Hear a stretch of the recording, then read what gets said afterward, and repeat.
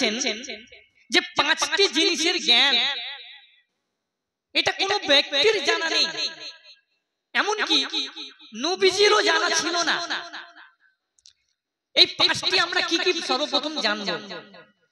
আল্লাহ তাআলা সূরা লুকমানের মধ্যে বলছেন, ইন্নাল্লাহা ইনদাহু ইলমুস সাআ, যে কিয়ামতের জ্ঞান কোনো ব্যক্তির নেই। কারণ যখন মক্কার মধ্যে আল্লাহর নবী সাল্লাল্লাহু আলাইহি সাল্লাম দ্বীনের প্রচার প্রসার করতেন, কাফের মুশরিকদেরকে নবী সাল্লাল্লাহু আলাইহি সাল্লাম ইসলামের দাওয়াত দিতেন এবং রাসূলুল্লাহ সাল্লাল্লাহু আলাইহি সাল্লাম তাদেরকে বলতেন যে তোমরা আল্লাহকে ভয় করো, যেদিন তোমাদের সামনে কিয়ামত অনুষ্ঠিত হয়ে যাবে সেদিন তোমরা কিছুই করতে পারবে না। যখন কিয়ামতের ভয় যখন নবীজি সাল্লাল্লাহু আলাইহি সাল্লাম মক্কার কাফের মুশরিকদেরকে দেখাতেন, সতর্কমূলক বার্তা দিতেন, তখন কাফেররা মুশরিকরা উপহাস করতে শুরু করলো, ঠাট্টা বিদ্রুপ করতে শুরু করলো যে মুহাম্মদ যে বলে কিয়ামত কিয়ামত করে, এই কিয়ামত কবে হবে? মুহাম্মদ যে বলে যে আকাশের তারাগুলো চন্দ্র নক্ষত্রগুলো ভেঙে ভেঙে জমিনের মধ্যে পড়বে, এগুলো কবে হবে? মুহাম্মদ সাল্লাল্লাহু আলাইহি ওয়াসাল্লাম চ্যালেঞ্জ করতো কাফের মুশরিকরা যে হে মুহাম্মদ তুমি যে বলো কিয়ামত কিয়ামত হবে, আসমানের সিতারা চন্দ্র নক্ষত্র গ্রহ এগুলো যে খণ্ড বিখণ্ড হয়ে জমিনের মধ্যে পড়ে যাবে, তাহলে তুমি এটা এনে দেখাও। তোমার আল্লাহকে তুমি বলো যে তোমার আল্লাহ যেন কিয়ামত করে দেয়, তাহলে আমরা ঈমান আনব। আরো এমন অপবাদ দিত কাফেররা যে তুমি যে কুরআন থেকে যে আমাদেরকে শোনাচ্ছ আল্লাহর বাণী বলে দাবি করছো, এটা প্রকৃতপক্ষে আল্লাহর বাণী নয়, এটা তোমার নিজের রচনা করা একটা বাণী। অতএব কুরআনকে কাফেররা বলতো যে এটা মানুষের বানানো, অতএব মুহাম্মদ সাল্লাল্লাহু আলাইহি ওয়াসাল্লামের বানানো। বা সে একজন উন্মাদ, সে একজন পাগল, সে নেশা করে, ভুল ভাল বলছে। কাফেররা এরকম ভাবে মন্তব্য করত, উপহাস করত। তো বিভিন্ন কাফেরেরা তারা আল্লাহ রাসূল সাল্লাল্লাহু আলাইহি ওয়াসাল্লামকে জিজ্ঞাসা করত যে কিয়ামত কবে হবে। তো আল্লাহ তাআলা এই আয়াতের মধ্যে 5টি জিনিস জানিয়ে দিচ্ছেন বান্দাদেরকে যে নবীজিরও জ্ঞান ছিল না। সেইজন্য আল্লাহ তাআলা বলছেন ইন্নাল্লাহা ইনদাহু ইলমুস সাআ, যে কিয়ামতের জ্ঞান কোনো ব্যক্তির নেই শুধু আল্লাহ ব্যতীত। আল্লাহ তাআলার কাছেই শুধুমাত্র এই জ্ঞান আছে। এবং দ্বিতীয় নম্বরে আল্লাহ তাআলা বললেন ওয়া ইউনাজ্জিলুল গায়ব, কখন কোন সময় কতটা বৃষ্টি বর্ষণ হবে এই জ্ঞান কোনো মানুষের নেই। আমরা অনেক সময় আকাশের মধ্যে যখন মেঘলা দেখি না, মেঘ করে আছে, তখন আমরা বলি না আজকে মনে হয় খুব জোর পানি হবে, এরকম বলি না আমরা। অথচ তারপরে দেখা যায় হাওয়াটা ওই বাদলগুলোকে মিটিয়ে দেয়, মেঘমালাগুলোকে মিটিয়ে দেয়, উড়ে উড়ে চলে যায়। সেক্ষেত্রে আর বৃষ্টি হলো না, তাহলে আমাদের ধারণাটা ভুল হয়ে গেল। সেই জন্য আল্লাহ তাআলা বলছেন ওয়ায়ুনাজ্জিলুল গায়ব, কখন কোথায় বৃষ্টি বর্ষণ হবে এই জ্ঞান কোনো মানুষের নেই। এবং তৃতীয় নম্বরে আল্লাহ তাআলা বললেন ওয়া ইয়ালামু মা ফিল আরহাম, মায়ের গর্ভেতে কি সন্তান আছে, যেই সন্তান আছে সেটা সৎ সন্তান না বদ সন্তান হবে, সে বড় হলে ডাক্তার হবে না ইঞ্জিনিয়ার হবে না ডাকাত হবে না চোর হবে, এই জ্ঞান কোনো ব্যক্তির নেই। বর্তমান যুগে তো কিছু মেশিন বার হয়েছিল যে মায়ের পেটেতে সন্তান ছেলে সন্তান না মেয়ে সন্তান এটা মায়েরা বা পিতারা চেক করে নিত। সেই জন্য সেই মেশিনটা কিন্তু ব্যান করা হয়েছে, আমরা সকলেই জানি। কারণ এই জন্য আত্মহত্যাটা বেড়ে গিয়েছিল। কারণ হচ্ছে যেই সমস্ত ঘরে বা ফ্যামিলিতে মেয়ে বেজার, তারা ওই মেশিনে চেক করছে, চেক করার ফলে দেখা যাচ্ছে যে পেটেতে মেয়ে এসেছে। তো যেই ফ্যামিলিতে মেয়ে বেজার, একজনের তিনটে চারটে পরস্পর মেয়ে কন্যা সন্তান হয়ে গেছে, তা তার ফ্যামিলিতে তার শাশুড়ি বা শ্বশুর বা তার নিজের স্বামী হয়তো বেজার। সেই ক্ষেত্রে সেই মহিলা যখন দেখছে পেটে আমার মহিলা সন্তান, তখন অনেকে আত্মহত্যা করেছে। ইতিপূর্বে অনেক এরকম রেকর্ড আছে, ঘটনা ঘটেছে। সেই জন্য সরকার এটাকে ব্যান্ড করেছে মেশিনটাকে।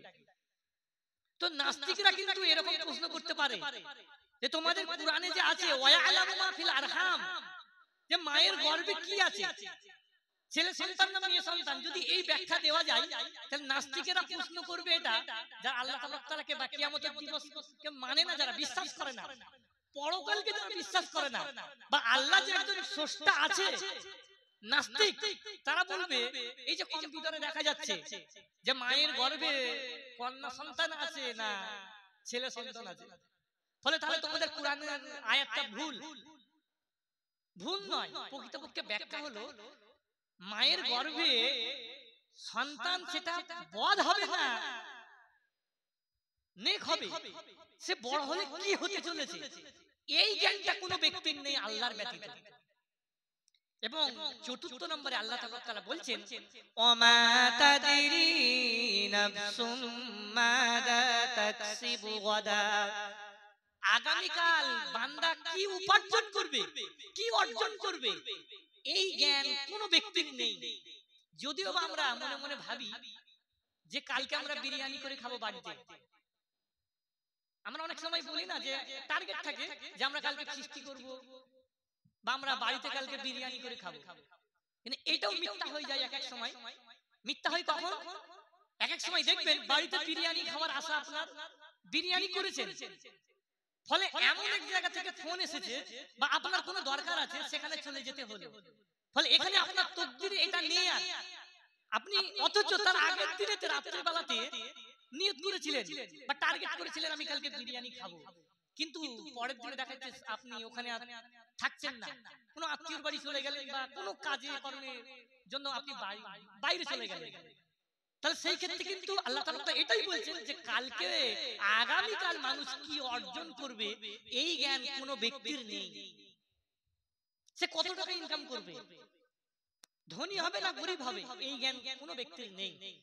এবং পঞ্চম নম্বরে আল্লাহ তাআলা বললেন ওমা তাদরি নাফসুম মাযা তাকসিবু গাদা ওমা তাদরি নাফসুম বিআই আরদিন তামুত, যে কোন ব্যক্তি কোথায় মৃত্যুবরণ করবে এই জ্ঞান কিন্তু কোনো ব্যক্তির নেই। কোনো ব্যক্তির আছে কি? কোনো ব্যক্তির কিন্তু নেই। যদিও আমরা বয়সের উপরে নির্ধারণ করি যে বর্তমান যুগে মানুষ 60-70 বছর জিন্দেগি পাচ্ছে, আমরা আনুমানিক বলি যে 70 বছর বা 60 বছর বা 50 বছর। প্রকৃতপক্ষে মউতের কোনো বয়স হয় না, এটাই চূড়ান্ত। কারণ সুলাইমান আলাইহিস সালামকে আমরা চিনি তো, সুলাইমান নবীকে আমরা চিনি না, একজনও চিনি না, বড় আফসোসের বিষয়। তো যাই হোক, সুলাইমান একজন নবী ছিলেন। সুলাইমান আলাইহিস সালাম এমন একজন নবী ছিলেন যিনি সারা পৃথিবীর বাদশা ছিলেন। ভারতের প্রধানমন্ত্রী নরেন্দ্র মোদী, তিনি সারা পৃথিবীতে রাজত্ব করেছেন এক সময়। এই জন্য বলা হয় মুসলমানদের যদি ইতিহাস ঘাটা যায় না, পূর্ববর্তী আমাদের মুসলমানেরা, আমাদের 14 পুরুষরা, বাপ দাদারা, তারা পৃথিবীতে রাজত্ব করে গেছেন। তো যাক, এটা পরবর্তীতে আলোচনা হবে। তো সুলাইমান আলাইহিস সালাম পৃথিবীর বাদশা ছিলেন, পশু পাখি সব তিনার আনুগত্য করতেন, এমনকি হাওয়া বাতাস তিনার তাবে ছিলেন, আনুগত্য করতেন। হাওয়াকে যদি উনি বলতেন যে হাওয়া আমাকে এখান থেকে অমুক জায়গায় নিয়ে যাও, ওই সুলাইমান আলাইহিস সালামকে হাওয়া ওই বাতাসের মাধ্যমে উড়িয়ে উড়িয়ে নিয়ে যেতেন। তো সুলাইমান আলাইহিস সালাম ফেরেশতাদেরকে নিয়ে, জিনেদেরকে নিয়ে এবং মানব জাতিকে নিয়ে মিটিং করতেন, যেহেতু সারা পৃথিবীর বাদশা। তো এক সময় উনি সমস্ত মালাইকা বা ফেরেশতা, জিন এবং মানুষদেরকে নিয়ে মিটিং করছেন। এক সময় ওনার মন্ত্রী, একজন মন্ত্রী ওখানে উপস্থিত ছিলেন। তো মন্ত্রী সুলাইমান আলাইহিস সালামকে বলছে যে সুলাইমান নবী, ওই ফেরেশতা যেন আমার দিকে ড্যাম ড্যাম করে বড় বড় চোখ করে দেখছে, কি ব্যাপার? তখন সুলাইমান আলাইহিস সালাম বুঝে গেলেন যে এই ব্যক্তির মৃত্যুর সময় চলে এসেছে। তখন ওই মন্ত্রী সুলাইমান আলাইহিস সালামকে বলছেন যে হে নবী সুলাইমান, আপনার তো সবাই আনুগত্য করে, এমনকি বাতাস আপনার আনুগত্য করে, তাহলে আপনি আপনার বাতাসকে, হাওয়াকে অনুমতি দিন, সে যেন আমাকে এমন জায়গা থেকে বড় পাহাড়ের দিকে নিয়ে চলে যায়, এখান থেকে অনেক দূরে নিয়ে চলে যায়, ফলে আমি মৃত্যুর হাত থেকে বাঁচতে চাচ্ছি। তখন সুলাইমান আলাইহিস সালামের কথা মতো হাওয়া সেই মন্ত্রীকে অনেক দূরে নিয়ে রেখে এলো। অনেক দূরে রেখে আসার পরে সেই মন্ত্রী গিয়ে দেখছে ওই ফেরেশতা, যেই ফেরেশতা ওই মজলিসের মধ্যে ড্যাম ড্যাম করে দেখছিল, সেই ফেরেশতা ওনার আগে সেখানে উপস্থিত হয়ে গেছে। তাহলে আমি বলার উদ্দেশ্য হলো এটাই যে যেখানে যার মৃত্যু লেখা থাকবে সেখানেই কিন্তু হবে, সেটাই অনিবার্য। তো সুলাইমান আলাইহিস সালামের মন্ত্রী মৃত্যুর ভয়ে পালালেন অনেক দূরে, কিন্তু মৃত্যুর ফেরেশতাটা তার আগে পৌঁছে গেছে সেই জায়গায় যেখানে তার মৃত্যু লেখা আছে।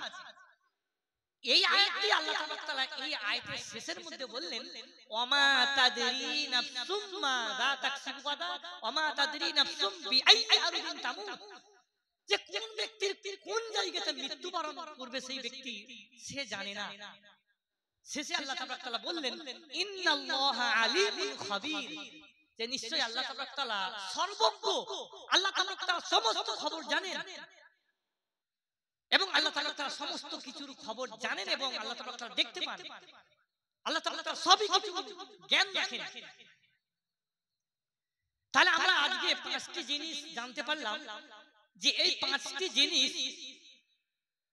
কোন ব্যক্তির জ্ঞান ছিল না, জ্ঞান ছিল না। সেই জন্য কাফেররা মুশরিকরা নবী সাল্লাল্লাহু আলাইহি ওয়াসাল্লামকে প্রশ্ন করত যে নবী কিয়ামত কবে হবে, কিয়ামত কবে হবে। তো নবী সাল্লাল্লাহু আলাইহি ওয়াসাল্লাম হাদিসের মধ্যে কিছু কিয়ামতের লক্ষণীয় জিনিস বলে গেছেন, যা কিয়ামতের পূর্বে সেগুলো সংঘটিত হবে। প্রায় হাদিসের মধ্যে পাওয়া যায় 141টি প্রায় কিয়ামতের পূর্বে ঘটবে আলামত বা লক্ষণ। তার মধ্যে 10টি বড় বড় আলামত আর ছোট ছোট আলামতগুলো প্রায় অনুষ্ঠিত হয়ে গেছে। সেই আলামতগুলো আমি বলছি এক এক করে। তিরমিজি শরীফের হাদিসের মধ্যে 15টি লক্ষণ বলেছেন আল্লাহ রাসূল, যে এই লক্ষণগুলো দেখলে ভাববে যে কিয়ামত আর বেশি বাকি নেই। এই কিয়ামতের আলামতগুলো বলার উদ্দেশ্যটা কি আমাদেরকে জানতে হবে। এক সময় নবীজি সাল্লাল্লাহু আলাইহি ওয়াসাল্লামের সাহাবারা মসজিদে নববীর মধ্যে কিয়ামতের আলামত সম্পর্কে আলোচনা করছিলেন। ওই সময় নবীজি সাল্লাল্লাহু আলাইহি ওয়াসাল্লাম উপস্থিত হলেন মজলিসের মধ্যে। নবীজি বলছেন যে সাহাবারা তোমরা কি নিয়ে আলোচনা করছো?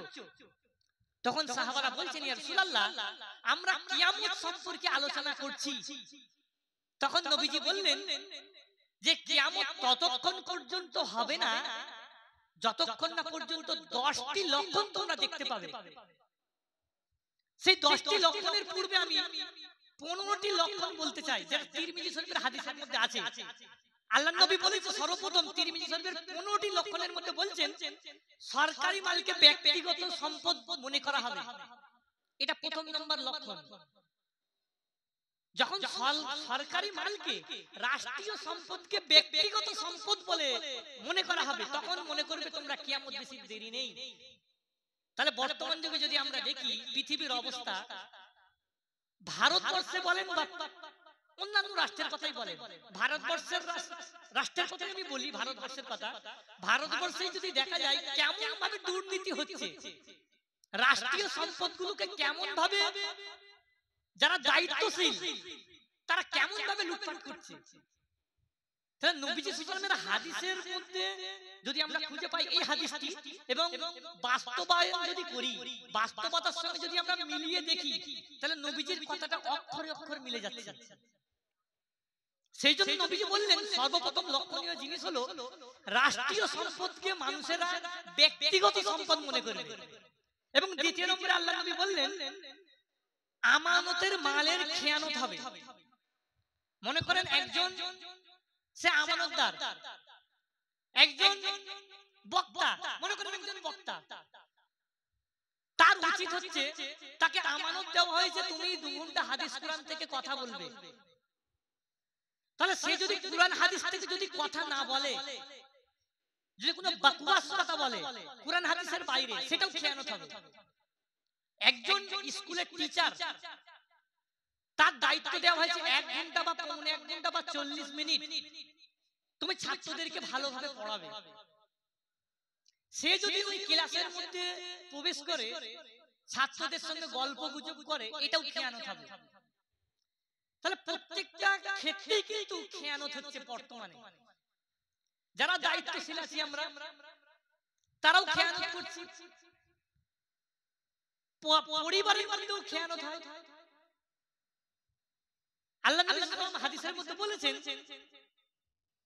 যে কুল্লুকুম রাঈন, তোমরা প্রত্যেক নিজ নিজ দায়িত্বশীল, ওয়া কুল্লুকুম মাসউলুন আন রাঈয়াতিহি, এবং তোমাদের প্রত্যেককেই তোমাদের দায়িত্ববান, দায়িত্ব সম্পর্কে তোমাদেরকে জিজ্ঞাসা করা হবে। ফাল ইমামুল্লাযী রাঈন, একজন দেশের শাসক, একজন দেশের রাষ্ট্রপতি বা প্রধানমন্ত্রী, সে জনগণের আমানত নিয়ে আছে, ফলে তার থেকে আমানতের জিজ্ঞাসাবাদ করা হবে কিয়ামতের ময়দানে। আর রাজুলু রাঈন, একজন পরিবারের পুরুষ, স্বামী, যে অভিভাবক, সে ঘরের যে গার্জিয়ান আছে, সে ওই ঘরের দায়িত্বশীল, ও মাসউলুন আন রাঈয়াতিহি, এবং তার এই দায়িত্ব সম্পর্কে তাকে জিজ্ঞাসাবাদ করা হবে যে তুমি তোমার সন্তানদেরকে ভালোভাবে লালন পালন করেছিলে কি, তুমি তোমার সন্তানদের কি সঠিক শিক্ষা দিয়েছিলে কি, তুমি তোমার সন্তানদেরকে দ্বীনি শিক্ষা দিয়েছিলে কি, তুমি তোমার সন্তানকে কুরআন হাদিসের জ্ঞান দিয়েছিলে কি, তুমি তোমার সন্তানদেরকে ছোটবেলায় বাল্য অবস্থায়, শৈশবে, কৈশোরে তুমি তোমার বাচ্চাদেরকে মক্তবে মাদ্রাসায় পাঠিয়েছিলে কি, এই বিষয়ে কিন্তু জিজ্ঞাসাবাদ করা হবে। তাহলে ফলে একজন ব্যক্তি, সে তার পরিবারের মধ্যে দায়িত্বশীল, এই দায়িত্ব সম্পর্কে তাকে জিজ্ঞাসাবাদ করা হবে। সে তার স্ত্রীর হক আদায় করেছে কিনা, পিতামাতার হক আদায় করেছে কিনা, আত্মীয় স্বজনের হক আদায় করেছে কিনা, এই সম্পর্কে তাকে জিজ্ঞাসাবাদ করা হবে। অতএব একজন পুরুষ তার সন্তানদেরকে, তার কর্তব্য হলো সে তার সন্তানদেরকে দ্বীনি শিক্ষা দেবে। আর বর্তমানে দ্বীনি শিক্ষা না থাকার কারণেই এত কিছু। একবার উমর রাদিয়াল্লাহু তাআলা আনহু, তিনাকে একজন ব্যক্তি, একজন পিতা নালিশ জানিয়েছে যে হে আমিরুল মুমিনিন, আমার পিতা, আমার সন্তান আমার অবাধ্য, আমার কোনো কথা শোনে না, আমার এবং আমার স্ত্রীর কোনো কারোর কথা নেই না। তখন উমর রাদিয়াল্লাহু তাআলা এই কথা শুনে তিনার সন্তানকে ডাক করানো হয়েছে যে তুমি তোমার সন্তানকে ডাকো, যেহেতু সে অবাধ্য। তার সন্তানকে যখন ডেকে আনলেন, তখন তার সন্তানকে জিজ্ঞাসাবাদ করছেন উমর রাদিয়াল্লাহু তাআলা যে হে সন্তান, তুমি তোমার পিতার অবাধ্য কেন? এই কথাগুলো আমরা গুরুত্ব সহকারে শুনি। সে সন্তানকে যখন উমর রাদিয়াল্লাহু তাআলা জিজ্ঞাসা করলেন যে তুমি তোমার পিতামাতার অবাধ্য কেন, তখন তার সন্তান বলছে আমিরুল মুমিনিন, যেমন ভাবে সন্তানদের কিছু কর্তব্য থাকে পিতার উপরে, তাহলে পিতারও তো কিছু সন্তানের উপরে কর্তব্য আছে। তখন উমর রাদিয়াল্লাহু তাআলা বলছেন যে নিশ্চয়ই কিছু কর্তব্য আছে পিতাদের। তখন সেই সন্তান বলছে যে আমিরুল মুমিনিন উমর রাদিয়াল্লাহু তাআলা, আপনি জানেন যে একজন পুরুষের প্রথম কর্তব্য হলো দিনদারি মহিলা থেকে বিবাহ করা। তার মধ্যে দিনদারিতা আছে কিনা, তার মধ্যে ইসলামের বিধিবিধানগুলো মেনে চলে কিনা, সে 5 ওয়াক্ত নামাজ পড়ে কিনা, সে রোজা, রমজান মাসের রোজা রাখে কিনা, এমন মহিলা থেকে বিবাহ করা উচিত ছিল।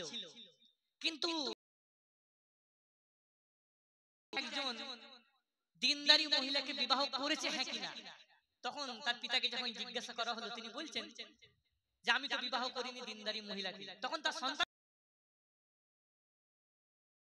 একজন কৃতদাসীকে বিবাহ করেছে যে অগ্নি পূজারীর কন্যা। অতএব ওই অগ্নি পূজারীর কৃতদাসী, সে আগুনকে পুজো করে।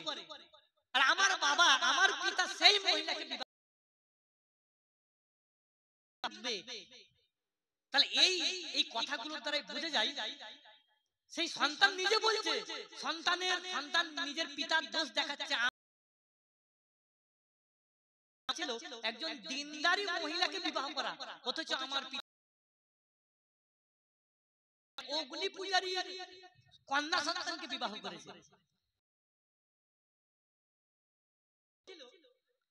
যে আমি যখন ভূমিষ্ঠ হয়, কোন সন্তান যখন ভূমিষ্ঠ হয়, ভালো একটা নাম রাখা। আর আমার পিতাকে জিজ্ঞাসা করুন, তার নাম রাখা হয়েছিল জুল। জুল মানে হচ্ছে আরবিতে বলা হয় গোবরে পোকা। তো হলো ভালো, এটা খারাপ নাম হলো জুল মানে গোবরে পোকা। ইসলামিক নাম রাখেনি, সাহাবাদের নামে বা কোনো ইসলামিক নাম রাখেনি। কেন অবাধ্য হব না আমার পিতা মাতা? এবং তৃতীয়ত আমার পিতার কর্তব্য ছিল আমার উপরে আমাকে ইসলামিক শিক্ষা দেওয়া, মক্তব মাদ্রাসায় পাঠানো। কিন্তু আমার পিতাকে আপনি জিজ্ঞাসা করুন, আমার পিতা আমাকে কোনোদিনই আমাকে পাঠায়নি দ্বীন হাসিল করার উদ্দেশ্যে। তাহলে আমি আমার পিতা মাতার কেন অবাধ্য হব না? তখন তার পিতা মাথা নত করে সে চলে গেল, কারণ তার পিতার দোষ। তাহলে এটা বলার উদ্দেশ্য হলো, আমাদের যারা অভিভাবক আমরা আছি, আমাদের কন্যা সন্তান বা সন্তানেরা অবাধ্যতা হবার কারণ হলো এইগুলো, যে আমরা দিনদারি মেয়েদেরকে আমরা বিবাহ করি না। দ্বিতীয় হচ্ছে আমাদের আদায় করি না, আকিকা করা বা ভালো নাম রাখা, কানে আজান দেওয়া, ডান কানে আজান বাম কানে ইকামত, এগুলো আমরা করি না। এগুলোকে আমরা ভ্রুক্ষেপই করি না, কোনো গুরুত্বই দিই না। তাহলে আমাদের সন্তানেরা অবাধ্য হবে না, তাহলে কারা হবে? এবং আমরা দিন শিক্ষার দিকে যদি আমরা আসি, আমাদের পাড়ার মধ্যে আমরা কত সন্তানকে আমরা দিন শিক্ষার জন্য আমরা মাদ্রাসায় পাঠিয়েছি। শুরুতেই মাদ্রাসাতে দিয়ে দিতে হবে এরকমটা নয়। প্রথমে আপনি ইংলিশ মিডিয়ামে পড়াতে পারেন, কোনো অসুবিধা নেই। কোন বেসরকারি স্কুলে আপনি পড়াতে পারেন, কোনো অসুবিধা নেই। তারপরে দিন শিক্ষা তো দিতেই হবে। নবীজি বলেছেন প্রত্যেক মুসলমানের উপরে দ্বীনের ইলম শিক্ষা হাসিল করা হচ্ছে ফরজ। জানাজার নামাজের মতন নয়, দিন শিক্ষা জানাজা নামাজের মতন নয়। আমি এটা কেন বলছি? জানাজা নামাজ সকলের জন্য নয়, তবু আমরা অগ্রদের মতন জানাজার নামাজের জন্য সকলে মসজিদ তলাইতে লাইন দিয়ে থাকি, অথচ ওই সময় জোহরের নামাজ ফরজ নামাজ চলছে। তাহলে আমাদের এগুলো ভাবনা চিন্তা করার বিষয়। আমরা ভাবনা চিন্তা একবার করি যে আমাদের সন্তানদেরকে আমরা দ্বীনি শিক্ষার দিকে পাঠাই, মাদ্রাসাতে পাঠাই, না হলে আমাদের সন্তানেরা অবাধ্য হবে। তো যাই হোক, মুসলমানদের আজকে অবনতি ঘটার পিছনে আমাদের এগুলো আমরা দায়ী পিতা মাতারা, কারণ আমরা সন্তানদেরকে দ্বীনি শিক্ষা আমরা দিই না। তো লক্ষণগুলো আমি বলতেছিলাম যেগুলো। 3 নম্বর আল্লাহ রাসূল বলেছেন যাকাতকে জরিমানা মনে করবে মানুষ। যাকাত সিস্টেম জানি তো, নামাজের স্তম্ভ হচ্ছে, ইসলামের স্তম্ভ হচ্ছে 5টি: কলেমা, নামাজ, রোজা, যাকাত এবং হজ। খুঁটি, মনে করেন এই যে প্যান্ডেলটা আছে, প্যান্ডেলের মধ্যে এখানে খুঁটি, এখানে খুঁটি, চারিদিকে খুঁটি আছে। খুঁটি মাথার উপর ভেঙে পড়ে যাবে। ভিত হচ্ছে 5টি, তার মধ্যে হচ্ছে যাকাত।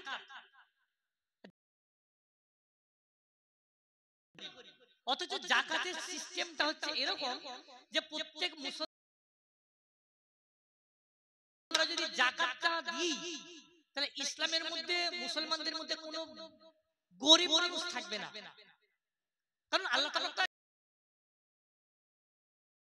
যে 7.5 ভরি সোনা এবং 52.5 ভরি রূপা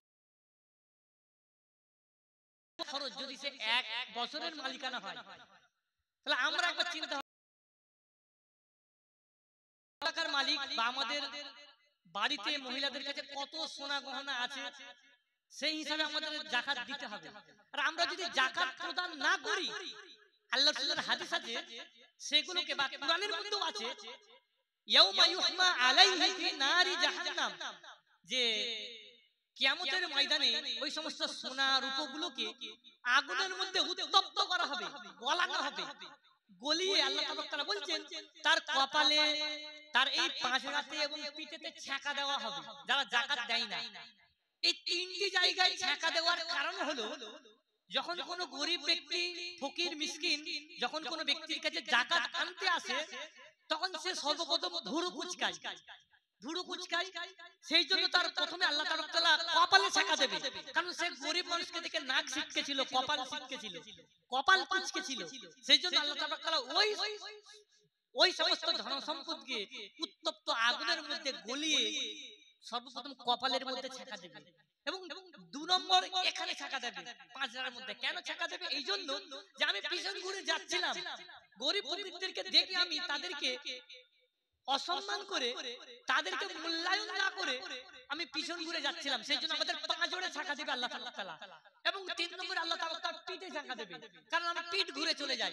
কোন গরিব মিসকিন ফকির যখন আমার দরবারে যখন আসে, আমার ঘরে যখন আসে, সে একজন অসহায় হিসাবে আসে, তাহলে সে যখন এসেছে আমার কাছে, আমার যদি সাধ্য থাকে দেওয়ার, তাহলে আমি তাকে কিছু দেব।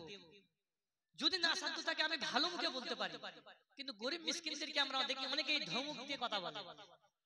আল্লাহ তাআলা কোরআনের মধ্যে বলেছেন, ওয়া আম্মা সাইলা ফালা তানহার, যারা তোমার কাছ থেকে কিছু চায় তাদেরকে ধমক দিয়ে কথা বলো না। আল্লাহ নবী বলেছেন যে তোমাদের কাছে যদি গরিব ফকির আসে, সে যদি ঘোড়াই করেও আসে, লাল ঘোড়াই করেও যদি আসে, তাহলে তুমি তাকে কিছু দাও। ওই সময় লাল ঘোড়ার অনেক দাম ছিল। এখন বর্তমানে যখন 4 চাকা, যদি আমি ধরি বিএমডব্লিউ চিনি সকলে, যদি কোনো ব্যক্তি বর্তমানে বিএমডব্লিউ করেও আমাদের কাছে কিছু চাইতে আসে, তাহলে আমাদের কর্তব্য, নবীজি বলছেন কিছু কর্তব্য, তাকে কিছু দেওয়া। যদি না পারি তাকে ভালো মুখে, হাসি মুখে তাকে বিদায় জানানো, তাকে ধমক না দেওয়া। তাহলে আমাদের উচিত হবে কোনো ভিক্ষুককে বা কোনো গরিব ফকির মিসকিনকে ধমক না দেওয়া, এবং আমাদেরকে যাকাত প্রদানে আমাদেরকে আগ্রহী হতে হবে। যাকাত সিস্টেম ইসলামের এমন একটি বিধান, যদি যাকাত প্রত্যেকটা মানুষ সমাজে দিত, তাহলে বর্তমানে গরিব মিসকিন কেউ থাকতো না। তো আল্লাহ নবী 3 নম্বরে বললেন যে কিয়ামতের পূর্বে যাকাতকে জরিমানা হিসাবে মনে করা হবে। তাহলে বর্তমানে সেটাই দেখা যাচ্ছে যে যাকাত আমরা জানি না অনেকে কেমন ভাবে দিতে হয়। যাকাত কি? যাকাত হচ্ছে, যাকাত শব্দের অর্থ হচ্ছে পবিত্রতা অর্জন করা। আমার কাছে যদি 4 লাখ টাকা থাকে, তার মধ্যে গরিবদের কিছু অংশ আছে, আর গরিবদের অংশ আমি 10 লাখ টাকা থেকে আমি যদি গরিবদের অংশগুলো দিয়ে দিই, ফলে আমার ওই 10 লাখ টাকাটা পবিত্র হয়ে যাবে। কালো টাকা, ব্ল্যাক মানি যেটাকে বলা হয়, এটা যদি আমরা দিয়ে দিই, তাহলে আমাদের 10 লাখ টাকা পবিত্র হয়ে যাবে। সেই জন্য যাকাত শব্দের অর্থ হলো পবিত্রতা। আমরা সকলে যাকাত দেওয়ার চেষ্টা করব, যাদের কাছে, আমাদের কাছে, যাদের কাছে ধন সম্পদ আছে। এবং 4 নম্বরে আল্লাহ রাসূল বলছেন স্বামী স্ত্রীর আনুগত্য করবে। কিয়ামতের পূর্বে আল্লাহ রাসূল বলেছে ইতাআতুজ যাওজাতি ওয়া উকুকুল যে পৃথিবীর ধ্বংস হবার পূর্বে মানুষ তার স্ত্রীদের আনুগত্য করবে এবং পিতা মাতার সঙ্গে সম্পর্ক বিচ্ছেদ করবে, বন্ধু বান্ধবদেরকে বেশি প্রাধান্য দেবে। আমরা জানি বর্তমান যুগে পিতা মাতার চেয়েও কিন্তু দেখা যাচ্ছে বন্ধুদেরকে বেশি প্রাধান্য দিয়ে থাকে। অথচ পিতা মাতার কতটা গুরুত্ব, এটা আল্লাহ তাআলা কোরআনের মধ্যে অনেক জায়গায় বলেছেন। আমরা সকলেই জানি যে পিতা মাতার কি হক। আল্লাহ তাআলা সূরা বানী ইসরাঈলের মধ্যে বলেছেন ওয়াকাযা রাব্বুকা আল্লা তা'বুদু ইল্লা ইয়াহু ওয়া বিল ওয়ালিদাইনি ইহসানা। আল্লাহ তাআলা বলছেন আমাকে ব্যতীত কোন ব্যক্তির তোমরা ইবাদত করবে না, এবং ওয়াবিল ওয়ালিদাইনি ইহসানা, তোমরা পিতামাতার আনুগত্য করবে, পিতামাতার সঙ্গে সৎ ব্যবহার করবে। এবং আল্লাহ তাআলা বলছেন ইম্মা ইয়াবলুগান্না ইনদাকাল কিবারা, যদি তোমরা পিতামাতার মধ্যে থেকে কোনো একজনকে পাও, আহাদুহুমা আও কিলাহুমা, এবং যদি দুইজনকেই পাও পিতামাতাকে, ফালা তাকুল্লাহুমা উফফিন ওয়ালা তানহারহুমা, তাদেরকে ধমক দিয়ে কথা বলো না, তাদেরকে ঝাঁঝি মেরে কথা বলো না। কওলান কারীমা বলেছেন আল্লাহ তাআলা, তাদের সঙ্গে নম্র ভদ্রভাবে কথা বলতে বলেছেন। অতএব এই আয়াতের দ্বারা স্পষ্ট বোঝা যায় যে পিতামাতার সঙ্গে কি রূপ ব্যবহার করতে বলেছেন আল্লাহ তাআলা। আমরা একটি হাদিস যদি লক্ষ্য করি, হাদিস তিরমিজি শরীফের মধ্যে আছে, আলকামা বলে একজন সাহাবা, আলকামা রাদিয়াল্লাহু তাআলা একজন বড় সাহাবা ছিলেন। তো এই সাহাবা যখন মৃত্যুবরণ করছে, তখন এই সাহাবার তো ফলে সমস্ত সাহাবারা আল্লাহর নবী সাল্লাল্লাহু আলাইহি ওয়াসাল্লামকে খবর দিয়ে পাঠালেন যে ইয়া রাসূলুল্লাহ, এই আলকামার মুখ থেকে কলমা উচ্চারণ কেন হচ্ছে না, অথচ সে একজন বড় রোজা রাখতেন, হজ করতেন, যাকাত দিতেন ছিলেন, তাহলে এনার মউতের সময় কলমা নসিব কেন হচ্ছে না? নবীজির কাছে যেই সাহাবাগুলো গিয়েছিলেন এই খবরটা দিতে, তখন নবীজি বললেন যে দেখো তো, খোঁজ করে দেখো তো কিনা। তখন কয়েকজন সাহাবী পিতা মাতা জীবিত আছে, তার মাতাকে বলছেন বেঁচে থাকে তাহলে পিতা মাতাকে আমার কাছে ডেকে আনবে, নাহলে রাসূলুল্লাহ নিজে চলে যাবে। তো যখন সাহাবারা ওই আলকামার বাড়িতে গিয়ে দেখছেন তিনার মাতা জীবিত আছে, তখন তিনার মা এসে নবী সাল্লাল্লাহু আলাইহি ওয়াসাল্লামের কাছে এলেন এবং নবী সাল্লাল্লাহু আলাইহি ওয়াসাল্লাম বলছেন যে তোমার আলকামা, তোমার সন্তান, তখন তোমাদের সঙ্গে কেমন ব্যবহার করত, নামাজ কালাম ইত্যাদি। তখন সেই তিনার মা বলছেন সবই ভালোভাবে করত, খালি আমার সঙ্গে প্রাধান্য দিত, আমি যেটা বলতাম সেই কথা শুনতো না, তার স্ত্রী যেটা বলতো স্ত্রীর কথা অনুযায়ী চলতো, আমি তাকে ক্ষমা করতে পারবো না। মা তখন নবী সাল্লাল্লাহু আলাইহি ওয়াসাল্লাম বলছেন যে একজন সন্তানের মাতা যদি তার উপর, আল্লাহ রাসূল বলেছেন রিজাল রাব্বি ফি রিজাল ওয়ালিদি, যে পিতামাতার সন্তুষ্টি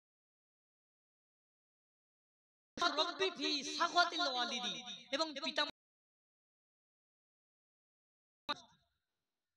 তাহলে একজন আলকামা রাদিয়াল্লাহু তাআলার মাকে